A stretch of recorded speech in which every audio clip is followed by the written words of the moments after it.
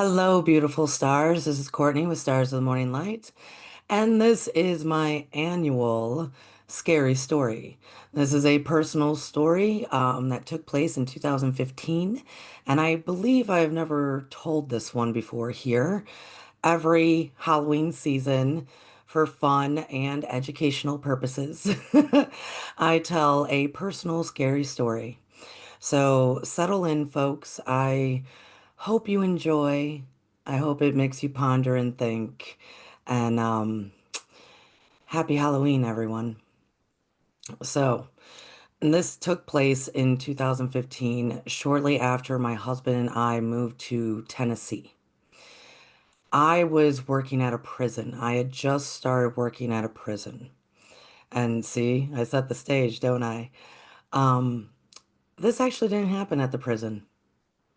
So about 3 weeks after starting to work there, every quarterly, the new recruits, the new hires, have to go for a 2 week training, which takes place in Telecom, Tennessee. You all might know it as that is where Bonnaroo, the big music festival, happens every year. So that location in that area. So for 2 weeks, everyone, from the officers to the counselors to everyone, to the nurses, everyone has to go for training. It's about a 2 hour drive for me. And so I got there kind of late, thinking it's the night before. I don't really want to be there, you know. And I want to say this happened in December of 2015. It was the 2 weeks leading into Christmas. When we got done with training, I think Christmas Eve was the following day. So, oh, beloveds. December in Tennessee, especially that particular December, it's more like autumn. So the leaves are have changed and a lot of them have fallen. It's more autumn atmosphere. There's a chill in the air. It's damp, but it's not snowing like in the north.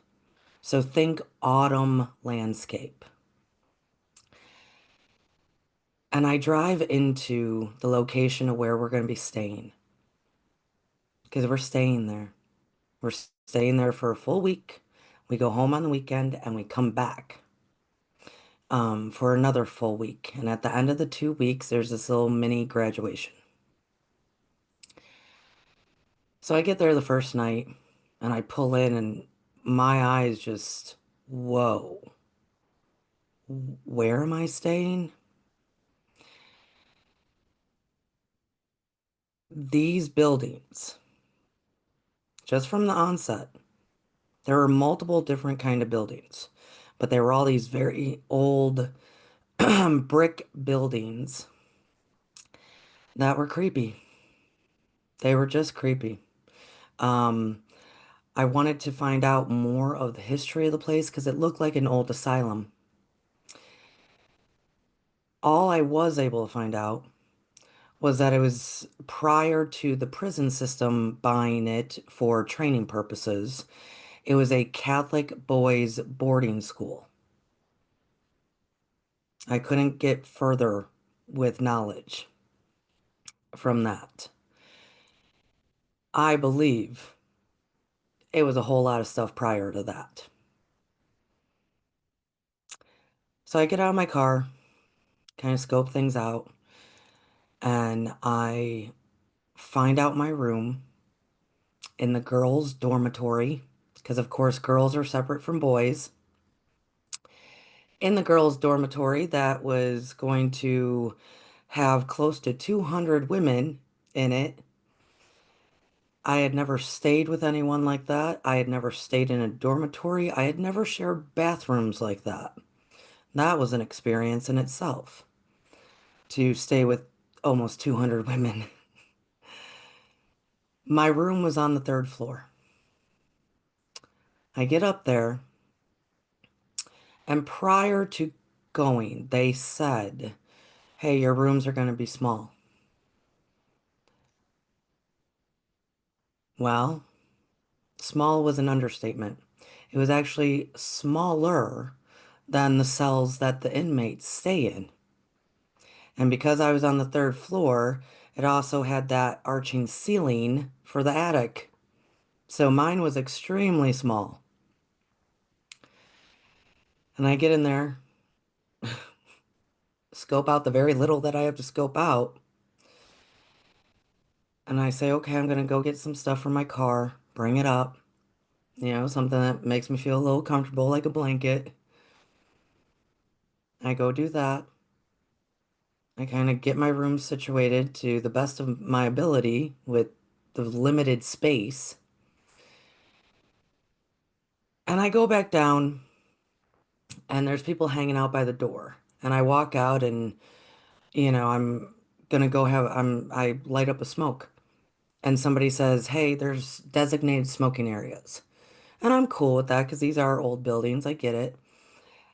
And so I go to walk away and they say, hey, and lights out at 10 o'clock at 10 o'clock. And I went, what do you mean? Lights out at 10 o'clock? What?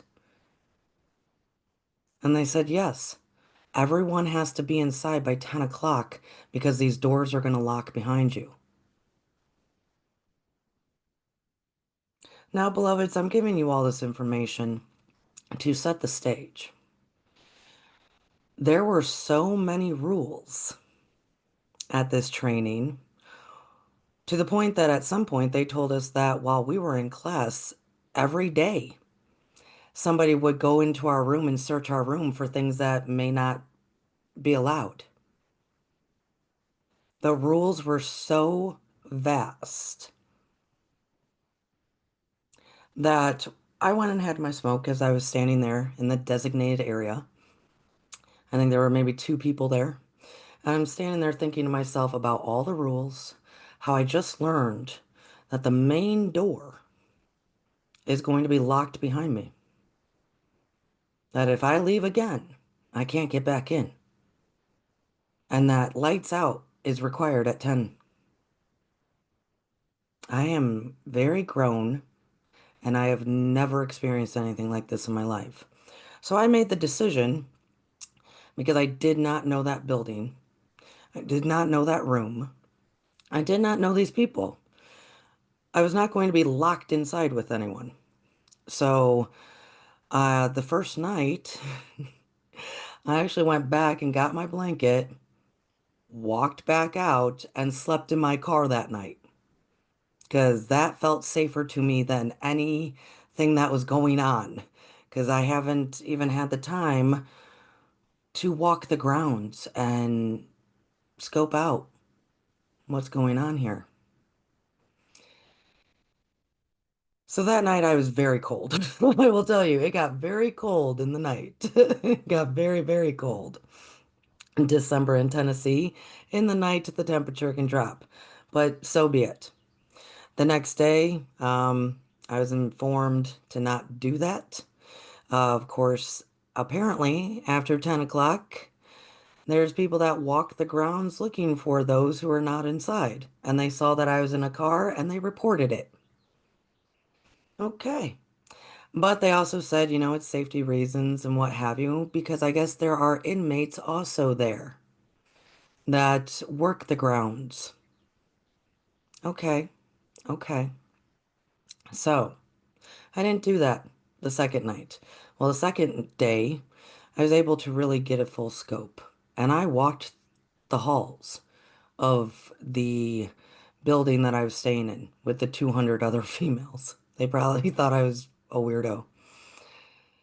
Everything's fine. I'm going to class. We're learning all this stuff. Some stuff known, other stuff not known, learning more of the rules. Lots of rules. The first day of class, though, in my pocket of how they grouped people together, there must have been probably 40 of us. There were different groups. It had a lot of mix of those who were not officers.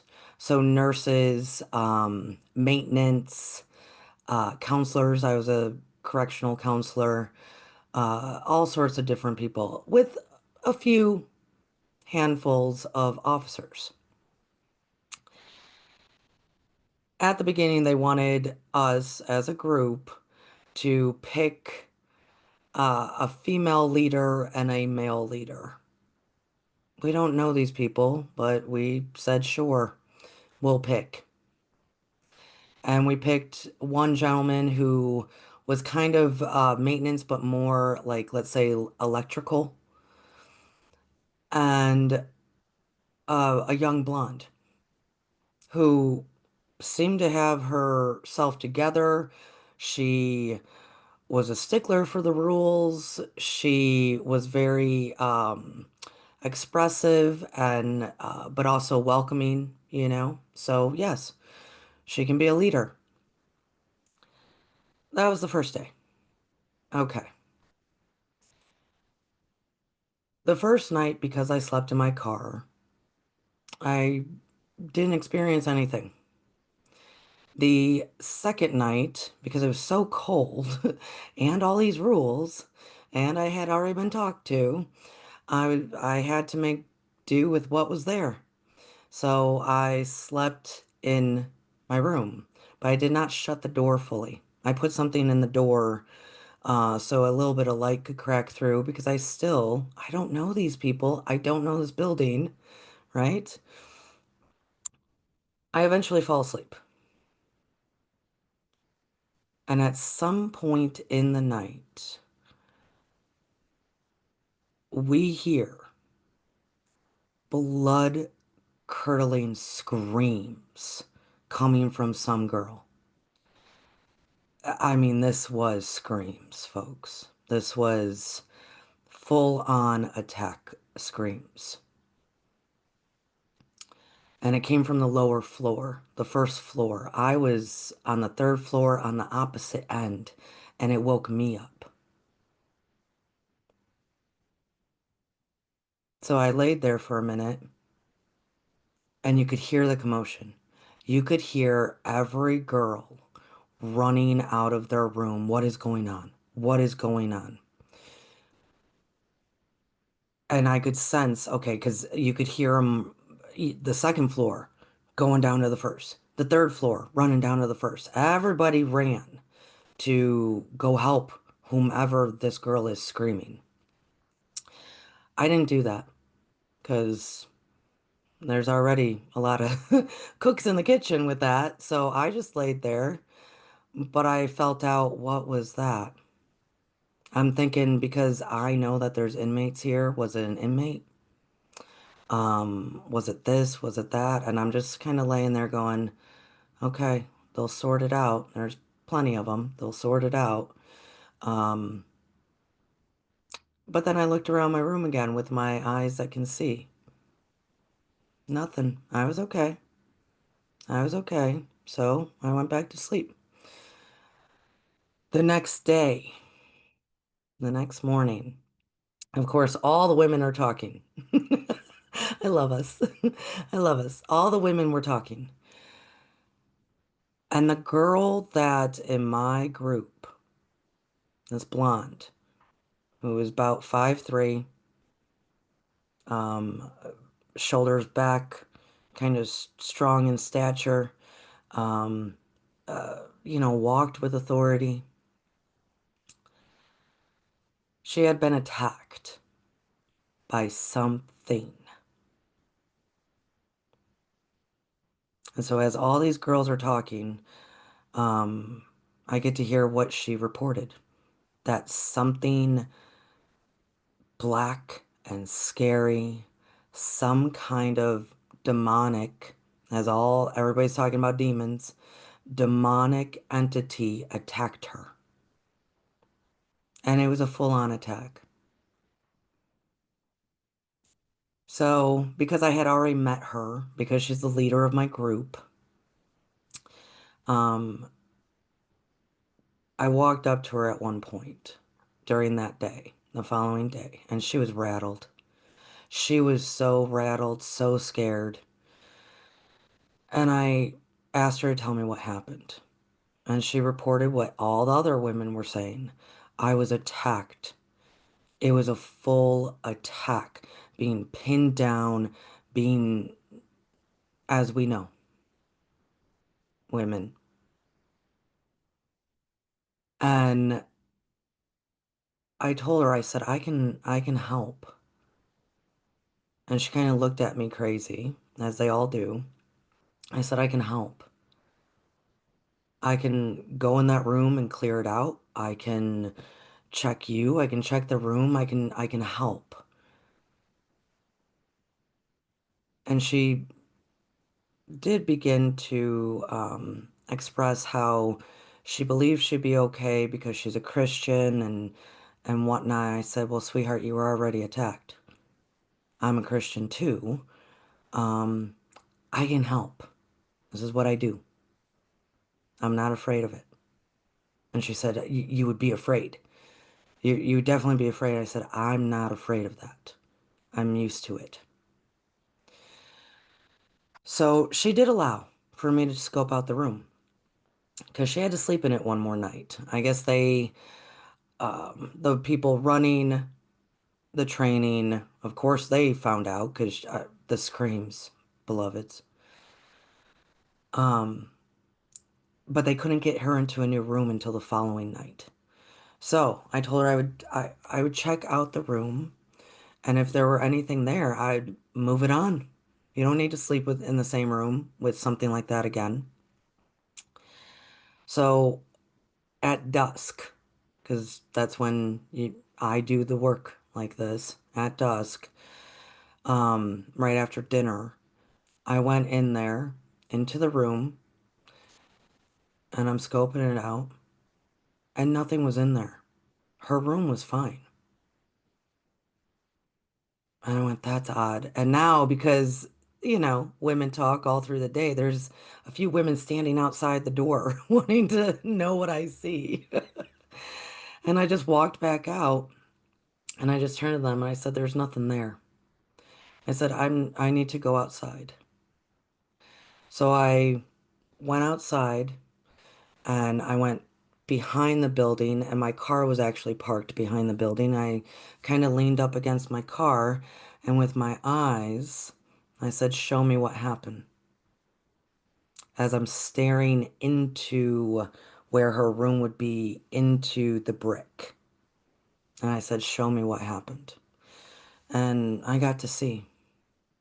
And oh, yes, it was a brutal attack. The thing was, as I am watching it, I knew that that entity was not attached to that building. That entity was actually with her.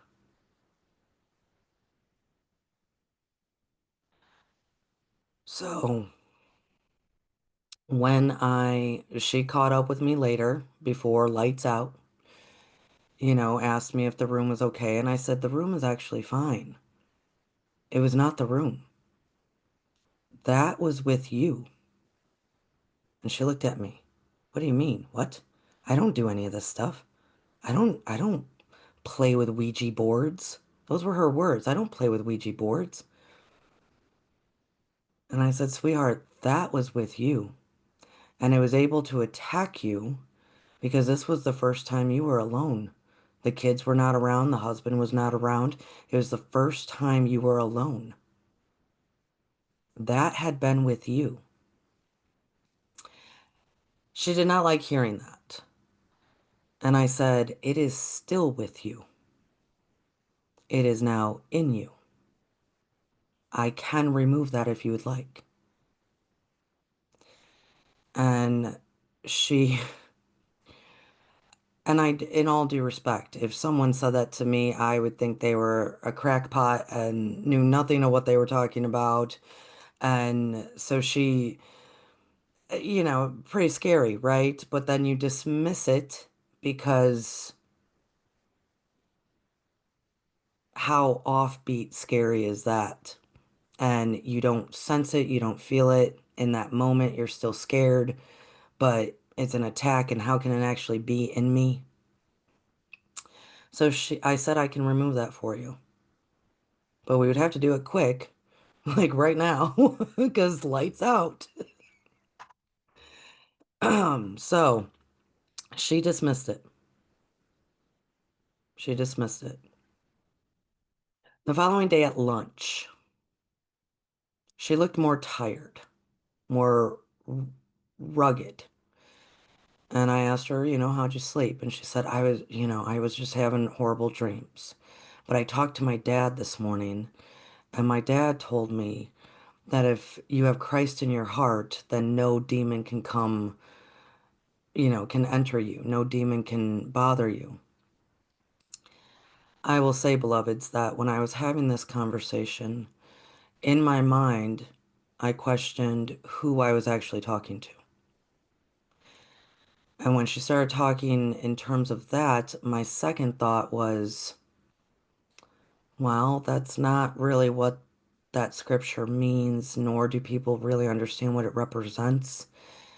But how do you have a theological conversation at lunch in a mess hall full of a bunch of other people? And I said, well, I still am offering to help, but I need your permission because it is still in you.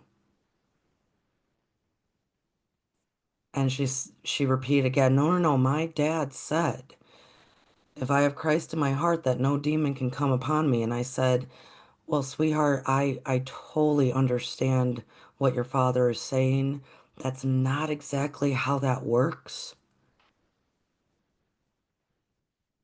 but I can't do anything to help you if you don't give me permission.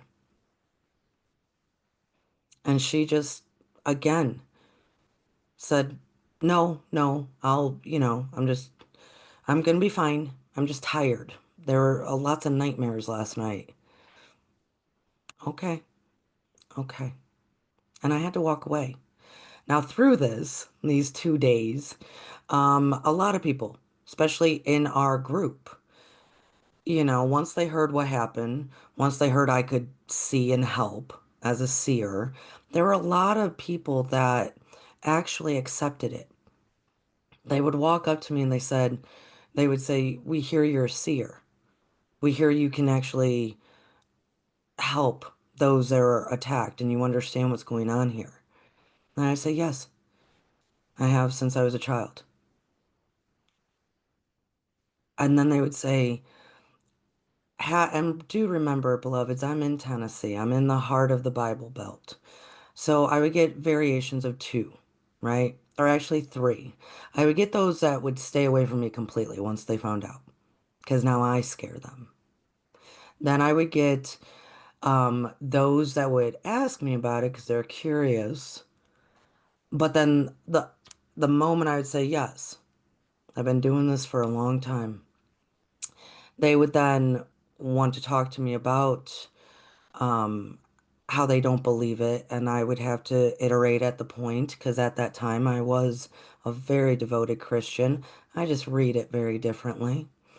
Um, and I would have to explain to them, I too am a great Christian, and I would go into the different prophets, the different abilities, the different spiritual gifts, the different all sorts of things of I am not a freak. And then there were those that were curious. They were Christians and they understood. They completely went, mm-hmm, there is stuff out there. That's why we believe in the first place. Mm-hmm. And they were cool with me, which praise goodness to those folks, right? So, of course, now we have this one girl who is under demonic possession. And then this other girl who's saying, I can handle that for you, but I can't without permission. And if you keep dismissing it, there's really nothing I can do. So all the people that would come up to me, hey, I heard. Hey, I heard. Hey, I heard. By the time I had that last talk with her of her refusing any help, which is understandable because you only know what you know until you know differently. After that conversation, everyone who that came up to me, I would say, I stay clear of her. I told everybody, stay clear of her. I know she's technically our leader. Stay clear of her because we are fixing to witness a drastic shift in her. So stay clear. And when I would end it with that, everybody, what?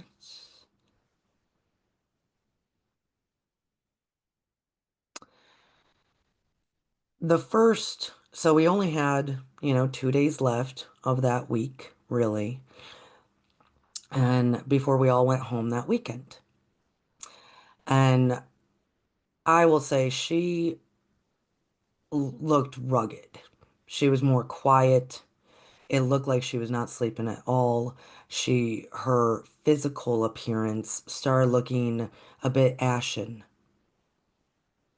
and people were even noticing that from this lively, authoritative, healthy, young, she was a lot younger than I, healthy, young, vibrant being into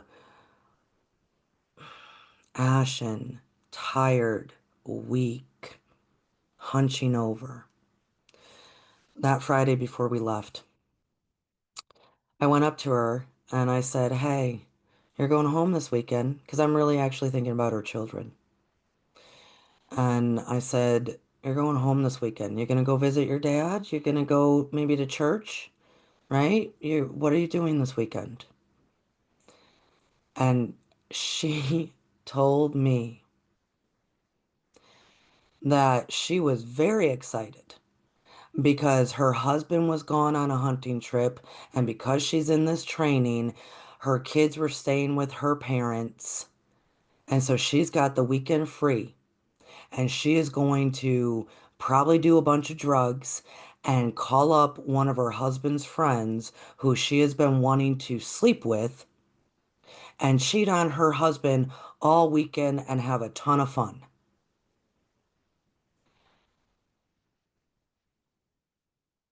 She said that to me. And in that moment, I went, she's gone. She is completely gone. And I said, and I'm thinking, I'm talking to a demon right now. And so I turned to her and I said, trying to get to that human that is in there. I said, "Do you think that's the best thing to do this weekend? You're going to do a lot of drugs? Like, what kind of drugs are we talking about here?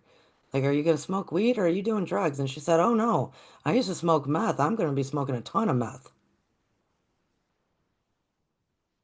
Um, y'all, working in a prison system, um, the rules are so extensive for the workers, not just the inmates. That trust me, meth is not accepted. And I just went, "Okay, maybe you don't want to do that." And I said, "And you're telling me you're going to cheat on your husband?" "Oh, yeah, I'm going to cheat on him. I mean, I've been eyeing this one for a long time, and why the hell not? I'm free this weekend. So live, live, live. Do what I want."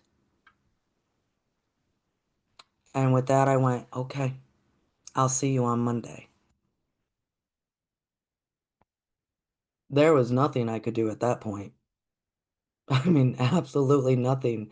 Openly telling me how she's gonna, I mean, she said, "I'm gonna get my freak on." And so, yeah, okay, nothing I can do. So I was very grateful to hear that her children were not gonna be around her. That's all I had at that moment of gratitude for that. So we all go home. This is the weekend before Christmas Eve. So I'm busy. I'm not even thinking about it. I mean, I'm decorating my house, I'm doing stuff. It is, wow, busy time. I have to go back up there Sunday night. I go, I end up going early. I purposely went there much earlier, not to scope out the grounds, not to what have you. But I wanted to settle in properly if I'm going to be locked into this place. So I was bringing like my coffee pot and all sorts of things because I'm not going to have my morning coffee with 200 women. It's not going to happen. So I went there to set up early and in hopes to see her. And I did. I ran into her. Wild. Um, she went from somewhat of a respected demeanor of I speak when I need to speak to, I mean, I think she was on meth on Sunday. She was loud. She was cussing all over the place. And in a place that, remember, folks, we were under a lot of rules. She kind of wanted to start picking fights with people, but because everybody there knew what happened to her, they just walked away. So I saw her and I talked to her for a moment, and yes, she did everything she was seeking to do that weekend, and then even some more. She told me she was shooting guns, she was doing all sorts of things. She was living life to the fullest, as she would say. And I said, "Are you not worried about your husband finding out that you cheated?" And no. She said, "Why would I worry about something I don't care about?" I knew again, I'm still talking to a demon here. So we all settle in, we get locked in. I am now way more comfortable in my room, by the way. Um, I comfort first, right? So the following day is Monday. She was knocked out all day in class, head down, sleeping. The instructors kept trying to wake her up. I mean, they are getting so upset with her, but she just could not lift her head up. I am actually thinking that body did do a lot over the weekend and it's exhausted, and she's not interested anymore. Our leader is gone. And then people would just look at me in class because now they're really noticing. It wasn't just she's ashen and tired and shoulders down. She is very not present. So Monday, we just went through it that way. Periodically, she'd be screamed, yelled at by the instructors to raise her head, and she would kind of give them like a screw you look and put her head back down. Tuesday, she walked in late to class with her sunglasses on, which were not needed. And when she walked in, she pulled out her chair, she sat down, and she kicked her feet and boots up onto the table with somebody else sitting right there. The instructor was beside himself. And now at this point, everybody's looking at me, and I just put my hands up like I told, I didn't say anything, but it's like I told you all, stay away from her. You were going to see a massive shift. And they're staring at her, then looking at me, staring at her, then looking at me. So the instructor, of course, starts screaming at her, like, who the hell do you think you are? She gets up, and two other instructors, I think, come in by this point. She gets up and starts threatening the instructors. I mean, she's ready to go to blows. And the two other instructors get her out of that room, and you can just hear her screaming and ready to fight. And who do you think you are? Beloved, she was the leader we picked. Now, that was Tuesday. Wednesday, I think she kept her head down again.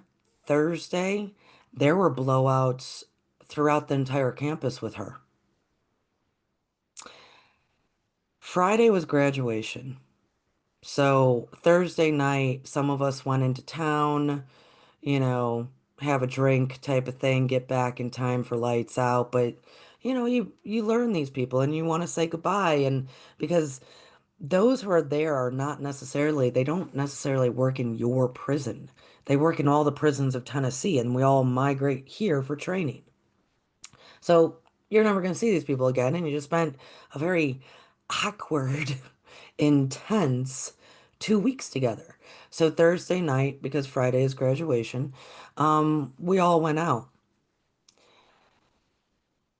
She, I believe, got very drunk, slept with some random townie,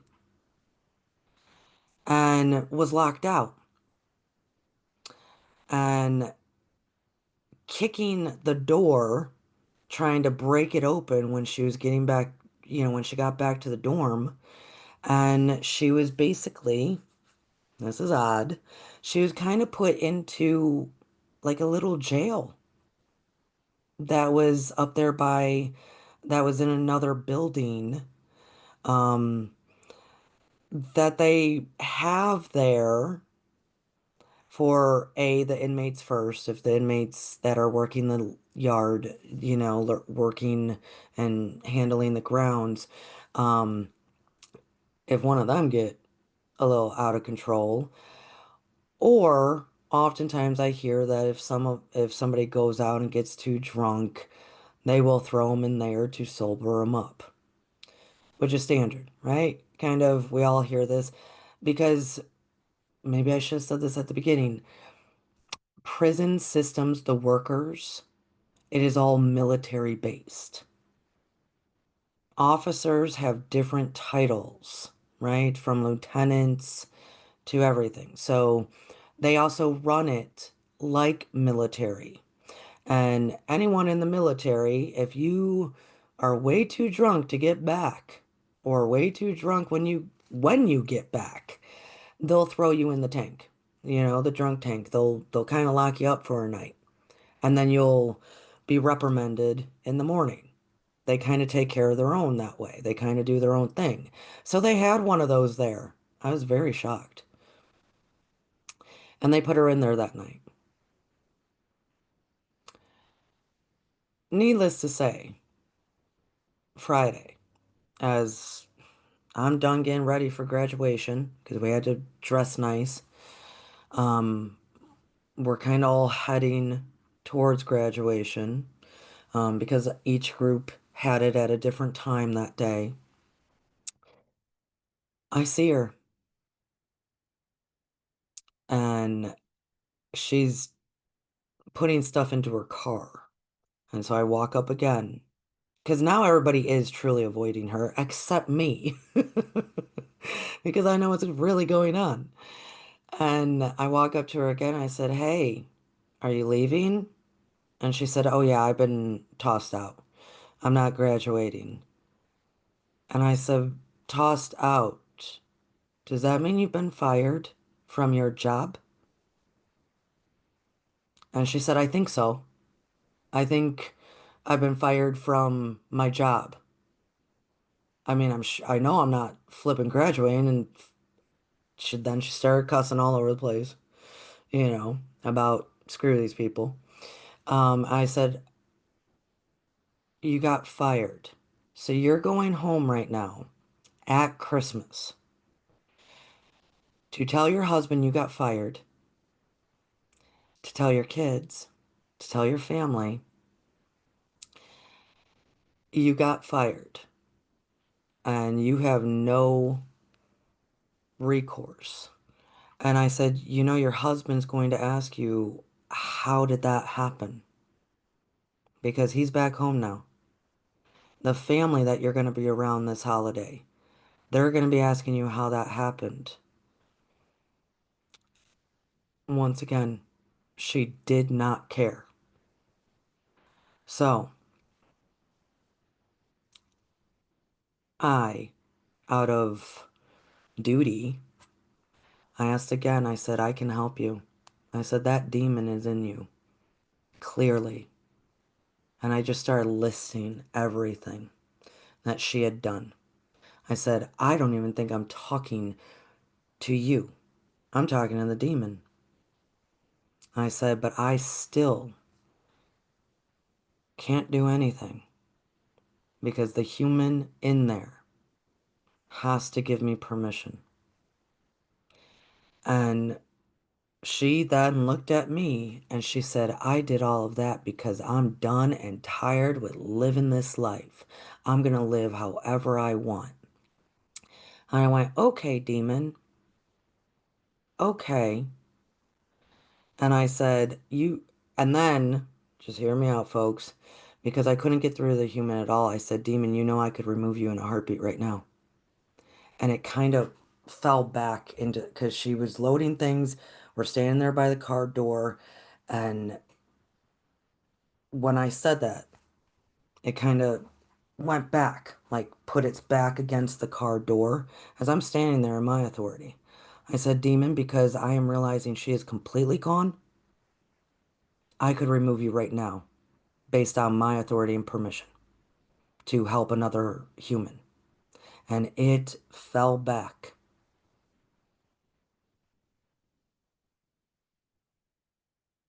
And I said, I could remove you right now. And I just looked at it, and it knew that I could. I said, unfortunately, I don't have the time to, because graduation was starting in 5 minutes. And I did need to have my job. So I said, demon, when you get back, I'm telling the universe right now that her church is going to come around you and they are going to get rid of you. It is Christmas and the light is going to shine so brightly that you will be extinguished. So I threatened it. And I walked away as it got in its car, like it, freaked out and got into its car. It knew what I was saying. And I will tell you all, yes, did I not take care of it for her? Because I had to get to graduation. Can't be late, right? Oh my goodness, the rules. I will also add that I did not last long at the prison because even through training, they asked the question to the class if one of your, one of your bosses, one of the people that, you're under in chain of command authority wise, if they want you to do something that you don't agree with it, will you still do it? I will tell you, I was the first person ever to say no. Stunned everybody in the in the room, and they said, "What do you mean no?" And I just said no. I said I will always follow myself. I'm not under anyone's authority. And if so, I don't agree with what they're telling me to do, I will not do it. Yeah, I'm surprised I still had a job after that. That's a story for another time. So many rules. So no, I did not stay working in a prison for too long. But I checked in with the Akashic, with the universe, with spirit, and exactly what I said did happen. Because when she got back home, it was very evident that something happened to her. And she had already called her dad and told him about this demonic attack. And so she was healed and it was removed. I will tell you, it was much easier for them because I already put the fear into it. It knew it was going to be on its way out. Apparently, because I asked through the grapevine as well for people I knew that were working in that prison with her that lived near her, they confirmed, yes, she was back to her normal self. And she was actually trying to get her job at the prison back. explaining all this stuff. So, interesting story, right? Maybe not so scary. I hope very educational. Demons are out there. There's a whole bunch of different form of entities, and they can take over. They can take over big time, be stronger than the will of the human within. So hence why here at Stars of Morning Light, I am always repeating, stand in your authority, because there's a lot of things out there. People, places, things that want to strip you from it. So stand in it and don't allow to be taken over, mind, body, and soul. I love you all. Happy Halloween. I'm glad she's doing good. I'm glad y'all are doing good. Enjoy, have fun, be in delight, and the whole time stand in your awareness that you have the choice for all of your ness. I love you guys. Bye.